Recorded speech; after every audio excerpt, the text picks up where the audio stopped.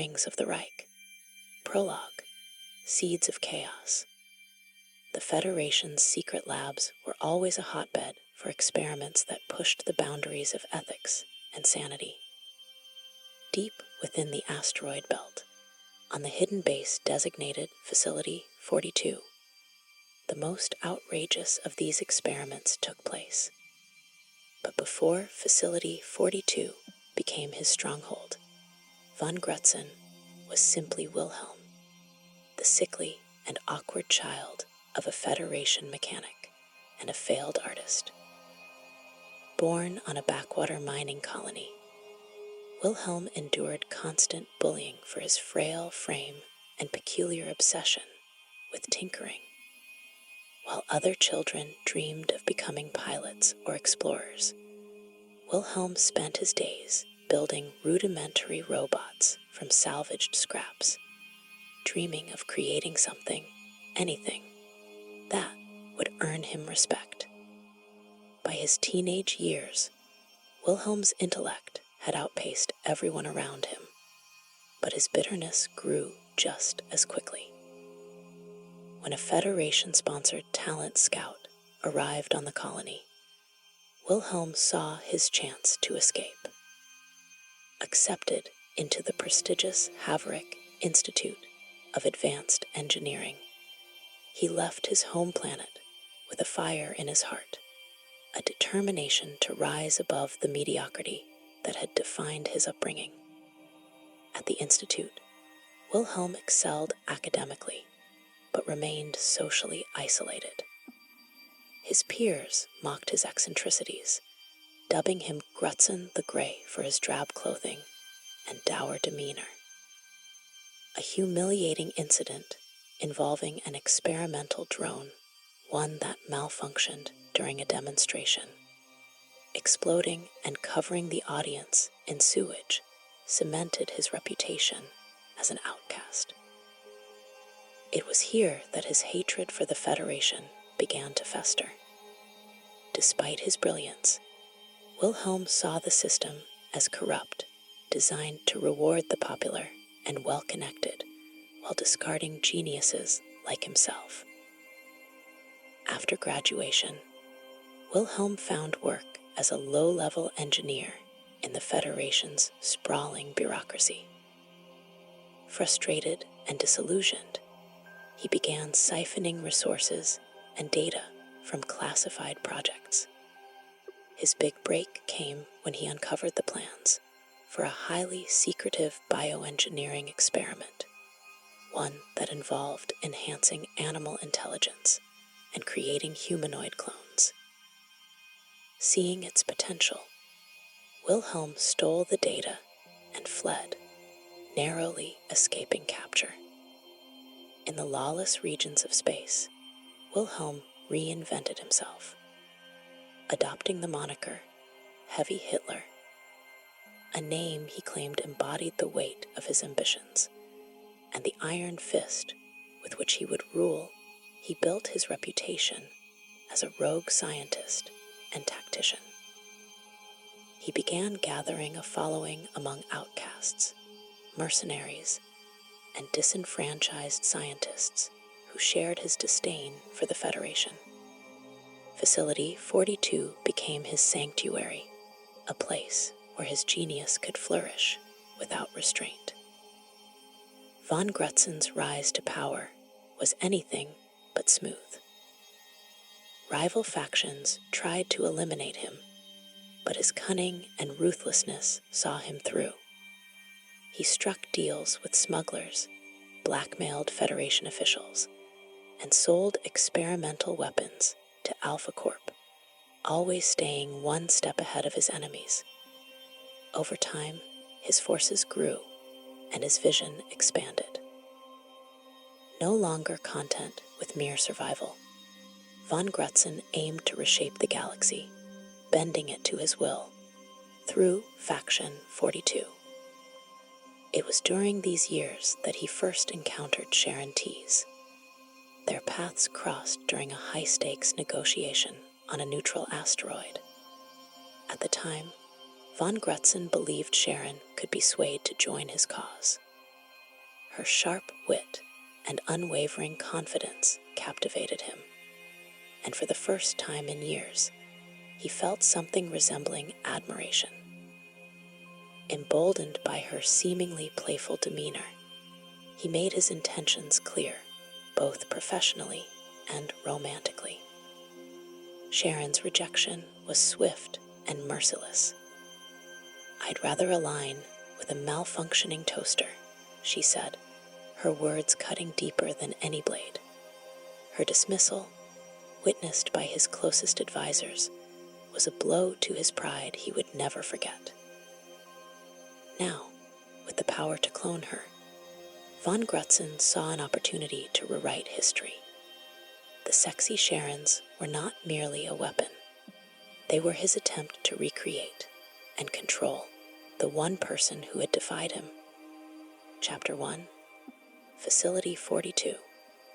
Hidden deep within the asteroid belt, Facility 42 was more than just a lab.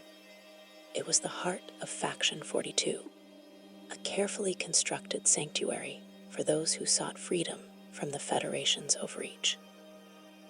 Encased in layers of reinforced titanium and cloaked by electromagnetic interference fields, the base thrived as a self-sustaining haven. It housed scientists, engineers, families, and entire living quarters, all working in harmony to maintain their independence. To von Grutzen, it was more than a hideout.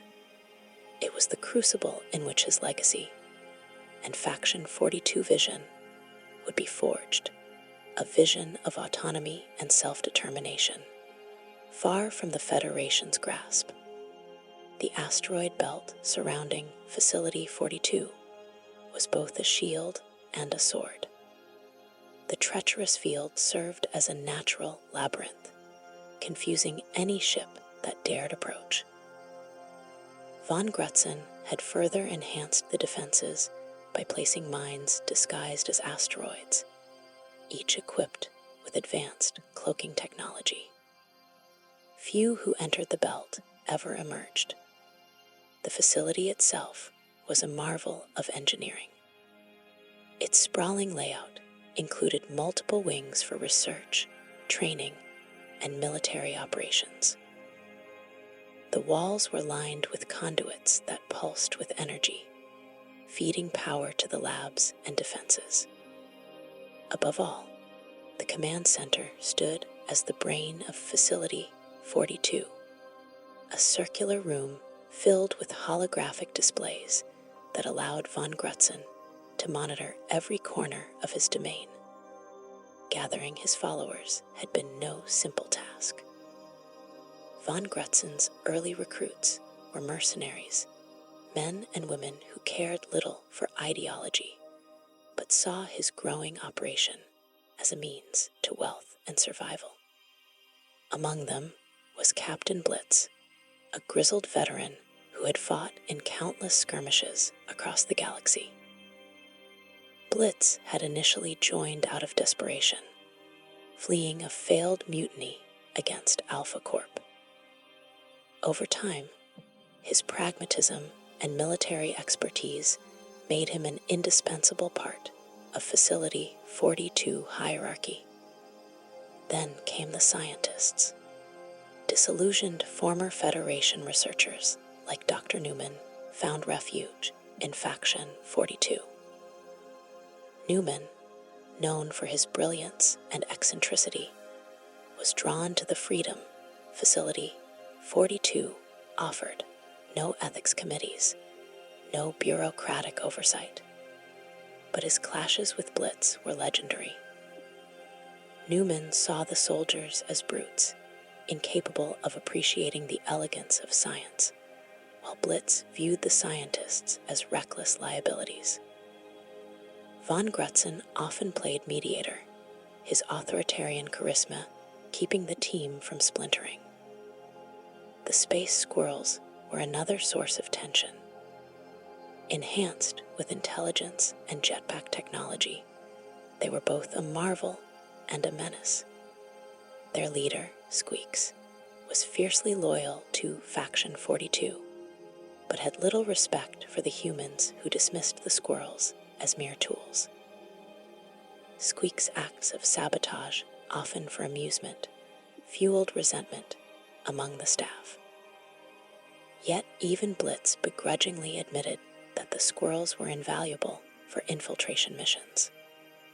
Despite their differences, the group remained united by a common enemy, the Federation. Each member, from Blitz to Newman to Squeaks, had been wronged by the system. For all their disagreements, they shared a singular purpose: to dismantle the establishment that had cast them aside. Von Grutzen's promises of power and revenge kept them loyal, even as tempers flared and rivalries simmered. Meanwhile, the mirrored training chamber adjacent to the lab echoed with the sounds of combat. The sexy Sharons, clad in sleek black bodysuits, practiced their routines with deadly precision. Each clone moved in perfect synchronization, but their vanity often got in the way. "Your form is off," one clone said, glaring at another. "You're making us all look bad." The criticized clone rolled her eyes. "Oh, please. You're just jealous because my hair looks better." Dr. Newman, observing from behind a one-way mirror, muttered under his breath, "Perfect soldiers, my foot. More like divas with guns." In the command center, Blitz monitored the base's operations. His fingers danced across the holographic interface as he updated patrol routes and reviewed intercepted transmissions. The air crackled with tension as he prepared to deliver his latest report to von Grutzen. "Alpha Corp's been sniffing around Sector 12 again," Blitz began. "And we intercepted chatter from the collective about a shipment of Dark X crystals." Von Grutzen, seated in his reinforced hover throne, leaned forward. His eyes glinted with a mix of ambition and malice. "Good. We'll strike before they can act. The crystals will be ours." "What of the Falcon crew?" Blitz hesitated, choosing his words carefully. "They are on a transport mission, but their route takes them dangerously close to our operations." Dr. Newman scoffed from across the room, adjusting his goggles.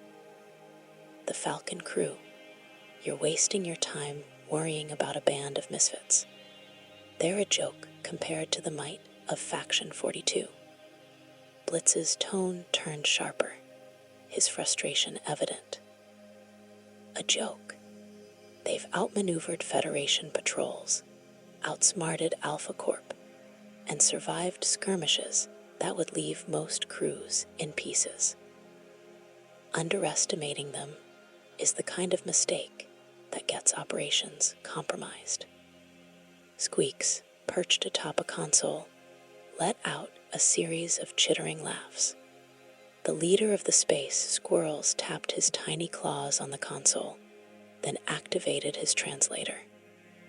"Humans love underdogs, makes them reckless, easy to predict, easy to trap." Blitz shot the squirrel a glare. Predictable doesn't mean harmless.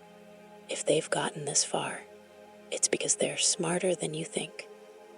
Von Grutzen's voice cut through their bickering like a blade. "Enough, both of you. Whether it's the Federation, Alpha Corp, or this Falcon crew, they all underestimate us. Facility 42 is untouchable." He turned to the holographic map, staring intently at the Falcon crew's trajectory. "We'll observe for now. Let them get comfortable.